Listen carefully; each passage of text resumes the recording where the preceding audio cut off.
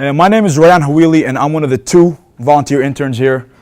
And I was first introduced to QBQ when I first got here. I get here my first day. Coach shows me around the new building, shows me to my desk, and there's a copy of it sitting right there. Tells me, that's your copy, have it read by the end of the week. And that really highlighted the importance of that book to me, because by that point, I didn't know how the bison squatted. I didn't know how the bison cleaned. I know much about the bison, but I knew that I needed to read that book. And I ended up having it read by the end of that day.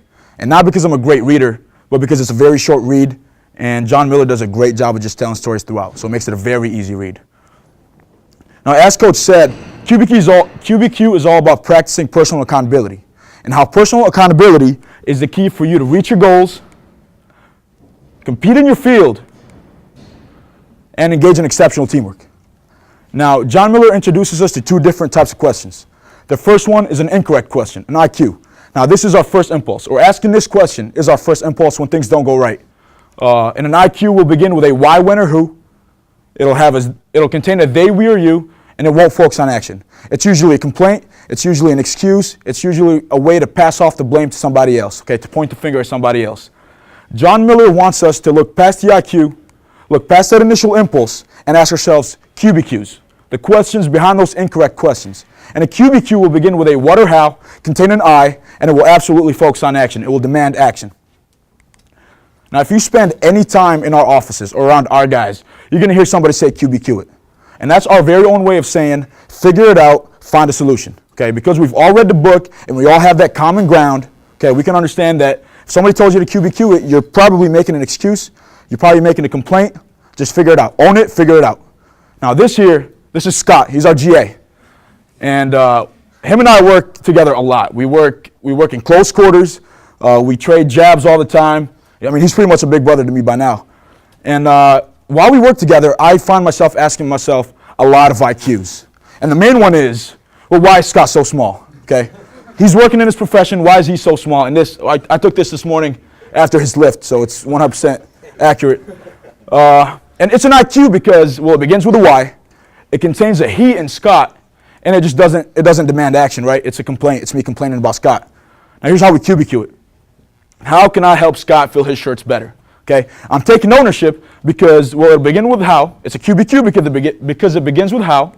It contains an I, and help in there focuses the whole thing on action. Okay, so boom, QBQ. Now, everybody that reads this book will usually have a story that sticks out to them because, as I said, John Miller just tells a bunch of stories throughout. Mine came on chapter 16 when John Miller talked about beating the ref. Now, when John Miller was growing up, his dad doubled as his wrestling coach. And before every match, his dad would tell him that he had 3 people to beat.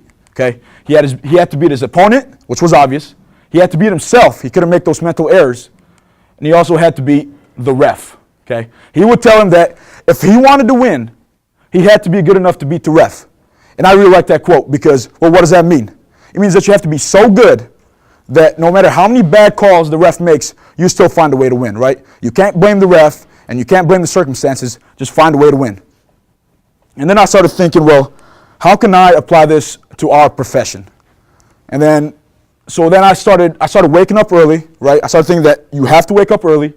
You have to take off early. You have to set up early in the mornings just to give yourself enough time for a plan B, okay? Just in case the ref messes with your alarm clock, okay?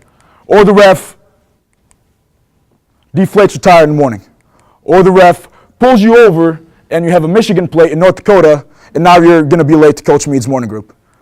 Or the ref ices you out and it's April 26th in North Dakota and now you can't get in the car, and once you finally get in the car, your scraper does absolutely no damage.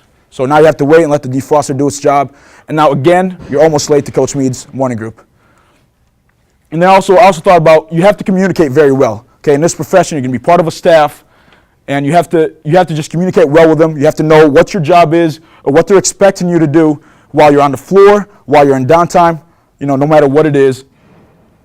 Work hard to beat that procrastination habit. Make checklists, do whatever you got to do. And then read, okay? If there's anything that you're weak at, anything that you're unsure about, anything that interests you, find the book and read it. And then if you don't have a book, if you don't know what to read, ask the dinosaurs on your staff. They'll have a suggestion for you. And then I wear these prescription glasses, and they transition when you go out in the sun. And they'll transition right away when you go out there. It's quick. Then you come back in, it takes them 10 minutes to go back to normal. So now you're the guy that's wearing shades indoors. And the whole staff just gives me grief about it. So I thought, if the dog can do it, I can do it, okay? That's for you, Coach Miller. Now, sometimes when you do everything right, the ref still finds a way to win, right? Sometimes you can do everything right and still lose. Now, when that happens, are you going to ask yourself the IQ?